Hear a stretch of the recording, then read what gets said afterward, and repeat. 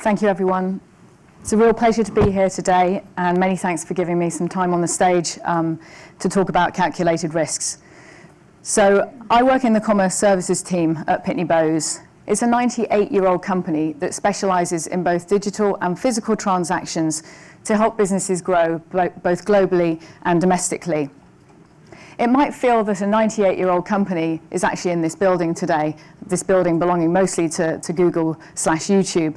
But actually, Pitney Bowes is a really good example of a company that has adapted over time throughout those 98 years. Adapting is the key here for all companies to remain relevant and continually satisfy customer demand. Today, I want to talk about how you can plan for many eventualities, those that are obvious and those that are harder to foresee. And the title being Failure, in fact, is an option, is really pertinent.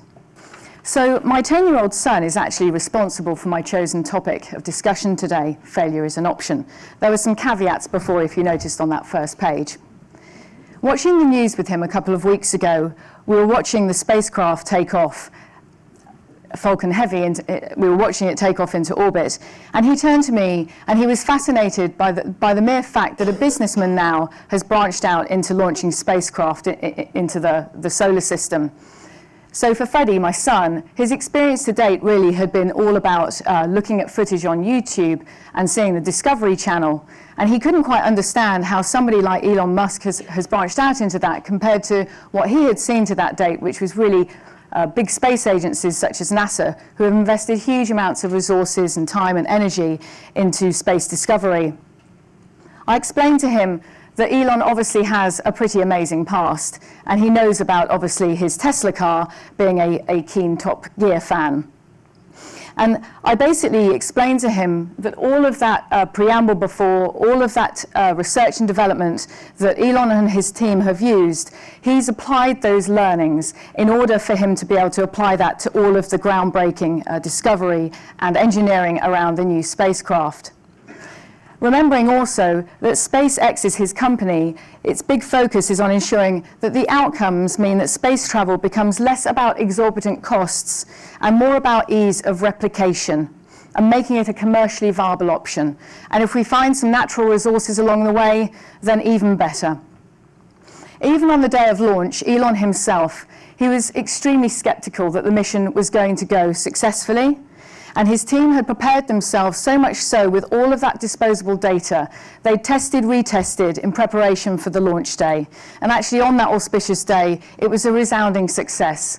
But it wasn't without wobbles, and it wasn't without hiccups, and it certainly wasn't without risks. So big leaps in technology are not without risk. But planning for most outcomes means that your chances of succeeding are that much greater. So what is the relevance to today?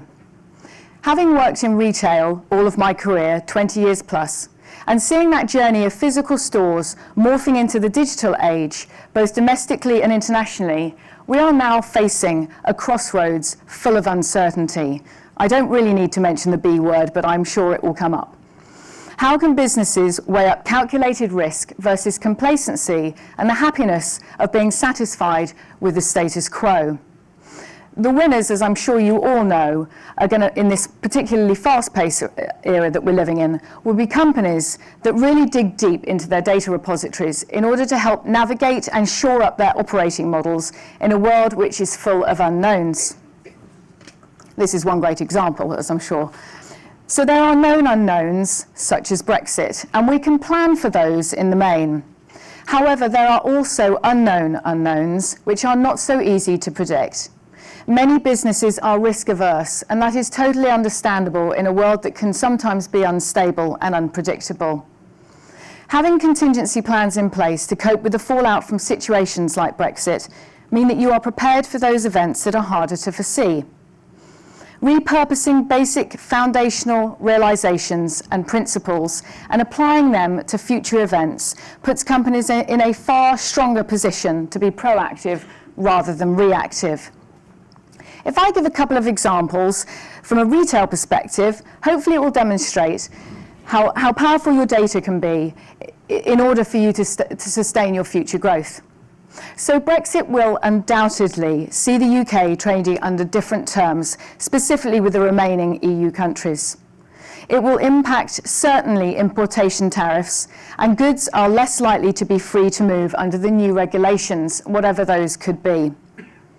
These changes in commerce could directly impact a company's revenue streams, whereas before the EU may well have been their mainstay international markets.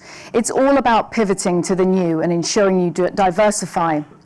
So using your archive data, either from data gathered in your physical stores, at EPOS tills, or via online purchasing patterns, can allow companies to relook and realign for their growth strategies.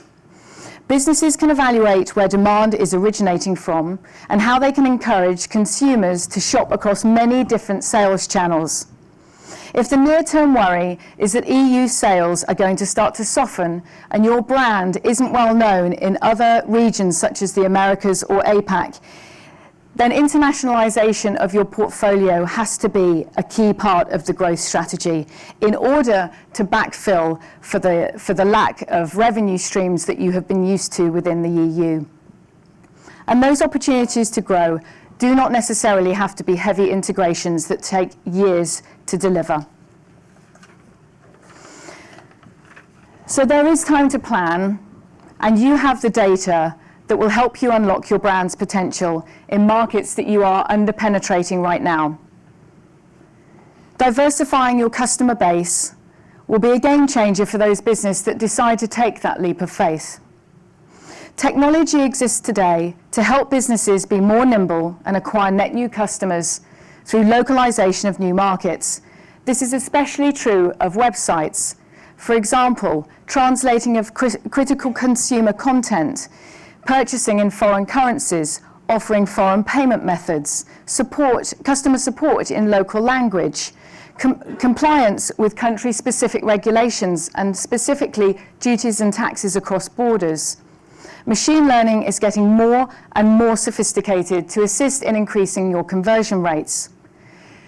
Finally, taking calculated risks, testing in a controlled environment, accepting that sometimes setbacks will often move you forwards, will only put you and your business in a position of strength and gives you control of your destiny rather than external forces always calling those shots.